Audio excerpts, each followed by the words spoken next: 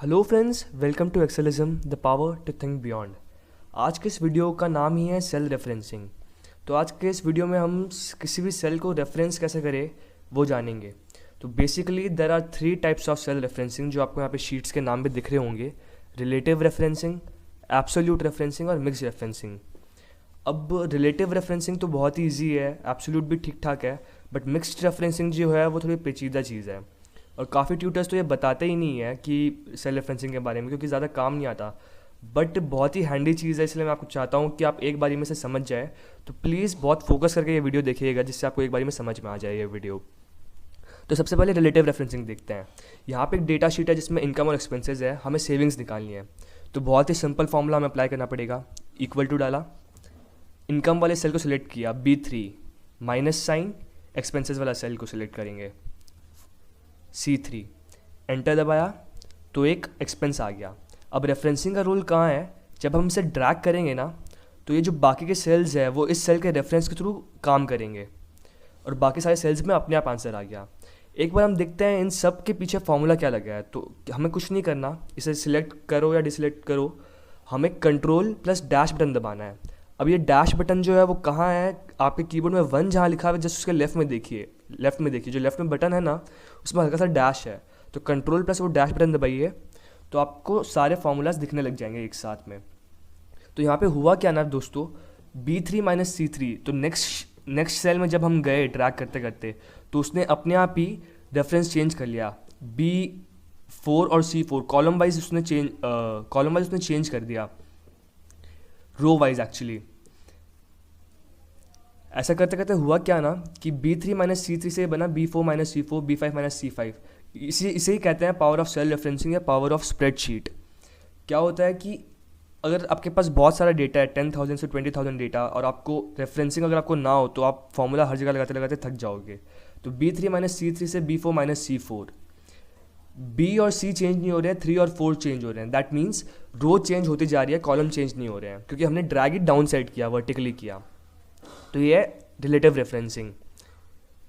अब देखते हैं एब्सोल्यूट रेफरेंसिंग क्या है। एब्सोल्यूट रेफरेंसिंग में जो डेटा है हमारे पास उसमें हमने 200 में से मार्क्स रिकॉर्ड किया स्टूडेंट्स के A से लेके E तक, और हमें निकालना है परसेंटेज। तो हम क्या करेंगे, इक्वल टू 82 डिवाइड बाई 200 वाला सेल। एक्चुअली थोड़ा सा एरर हो गया यहाँ पे, मेरे को ब्रैकेट डालना चाहिए था, ब्रैकेट में डाला और इनटू 100, एंटर दबाते ही यहाँ पे एरर आ रहा है। क्यों? C3 बाय D2 नहीं E2 सेलेक्ट करना था हमें, कोई नहीं, एरर हटा देते हैं। जैसे हमने डाला 41% आ गया। अब हम अगर इसे ड्रैग करें ना तो क्या लगता है आंसर आना चाहिए कि नहीं आना चाहिए? आंसर नहीं आएगा, क्योंकि एक बार देखते हैं इसका फॉर्मूला क्या है। वही कंट्रोल प्लस डैश बटन दबाइए। इसके फार्मूला में क्या चेंजेस आया, हम चाहते थे C3 C4 C5 C6 C7 वाला सेल रेफरेंसिंग ले, ये C3 C4 C5 C6 C7, but we did not want कि E वाला सेल रेफरेंस भी ले। तो हमें कोई वे ढूंढना पड़ेगा जिससे हम ये लॉक कर सके E वाला सेल यहाँ पे। तो हम क्या करेंगे, जो फर्स्ट फार्मूला है उसमें जाएंगे, उसमें हम F2 दबा के सेल की वो कैरेक्टरिस्टिक्स चेंज करेंगे जैसा मैंने पहले वीडियो में बता रखा है। E2 में जाएंगे।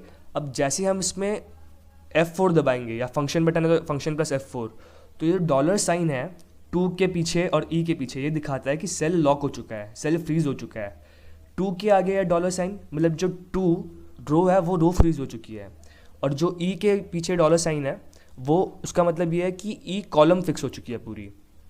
तो अब कई बार क्या होता है, हमें देखना होता है कि हमें क्या रो फ्रीज करनी है, कॉलम फ्रीज करनी है, क्या करनी है। इस केस में तो अगर हम दोनों फ्रीज कर दें तो भी काम हो जाएगा ट्रैक डाउन करने से, बट देखिए आंसर्स आ जाएंगे,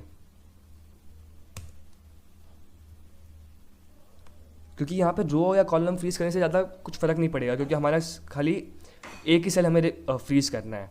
एक बार हम कंट्रोल प्लस वो बटन दबाते हैं, देखिए आउटपुट हमारा एकदम एक्यूरेट आया है। बट अगर फिर भी हम दिमाग लगाए कि हमें इस केस में क्या फ्रीज करना था, रो या कॉलम, F4 दबाने से तो खाली दोनों फ्रीज हो जाते हैं, रो या कॉलम।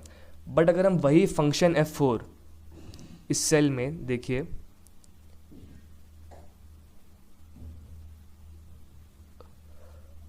फंक्शन F4 अगर हम एक बार और दबाए तो क्या होता है, तो खाली 2 फ्रीज़ हो रहा है, मतलब खाली सेकंड वाली रो फ्रीज़ हो रही है, और एक और बार दबाए तो खाली ई कॉलम फिक्स हो रहा है। तो ये हमेशा याद रखना, एक बार दबाने से both row and column gets fixed, दूसरी बार दबाने से खाली रो फिक्स होती है, और तीसरी बार दबाने से खाली कॉलम फिक्स होती है। तो यहाँ पे तो दोनों फिक्स करने से काम हो गया, बट अगर हम दिमाग लगाए हमें क्या फिक्स करना चाहिए था यहाँ पे, जब हम खाली ऐसे लेके ट्रैक कर रहे थे एरर के साथ, तो यहाँ पे क्या हो रहा था, E2, E3, E4, E5, E6, E तो फिक्स ही था, बट जो रो है 2, 3, 4 वो हमें फिक्स करनी थी खाली। तो अगर हम इस सेल में खाली रो फिक्स कर देते, मतलब वहाँ जाके इसके बीच में जाके खाली फंक्शन F4 2 बार दबा देते, जिससे खाली रो फिक्स हो, 2 के आगे डॉलर आए, तो भी हमारा काम हो जाना चाहिए। लेट्स चेक काम हो रहा है कि नहीं।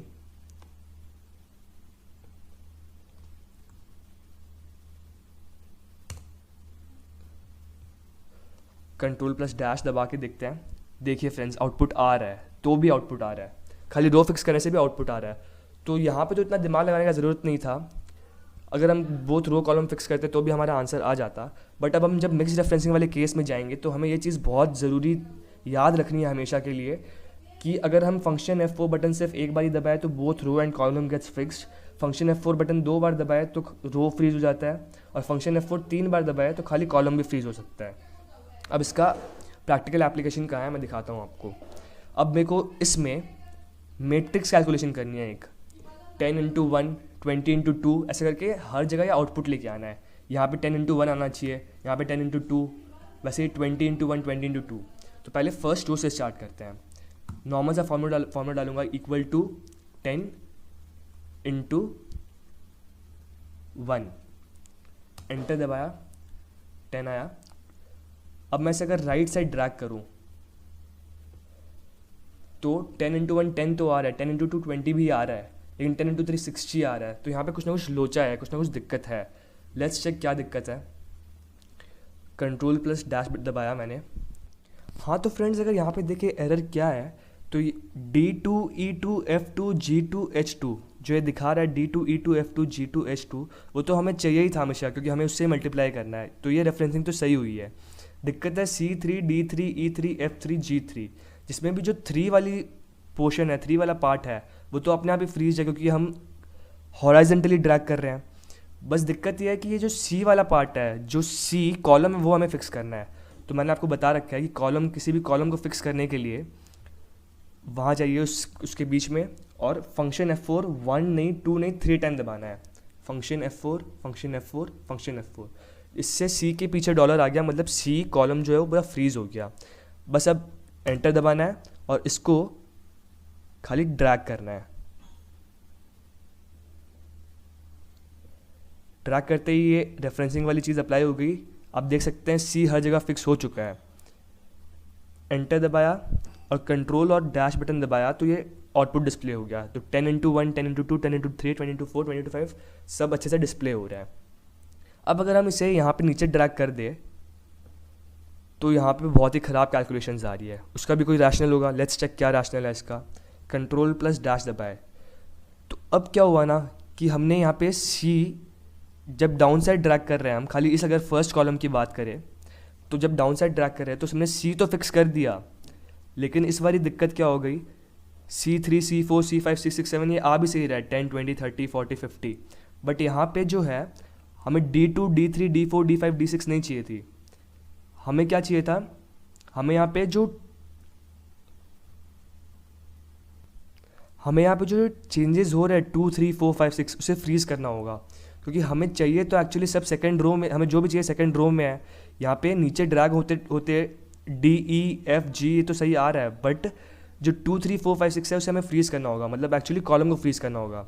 तो हम क्या करेंगे, इस सेल में जाएंगे, फंक्शन F2 बटन दबाएंगे एडिट करने के लिए, और इसमें हमें अगर इस सेकंड रो को फ्रीज करना है तो हम क्या दबाएंगे, फंक्शन F4 2 बार, 1, 2, जिससे ये 2 पूरा फिक्स हो गया। अब कुछ नहीं करना हमें, अब इससे ढंग से ड्रैग करना है खाली। पहले एंटर दबा देते हैं, फिर गए सेल में और इसे पूरी अच्छे तरह से ड्रैग कर दिया।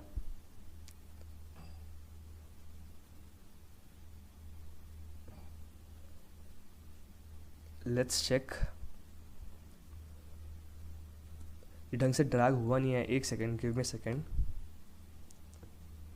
देखिए फ्रेंड्स, पूरा आउटपुट एकदम अच्छे से आ रहा है। तो बस यही हमें ध्यान रखना होगा कि किस टाइम पे किस चीज़ को फ्रीज करना है।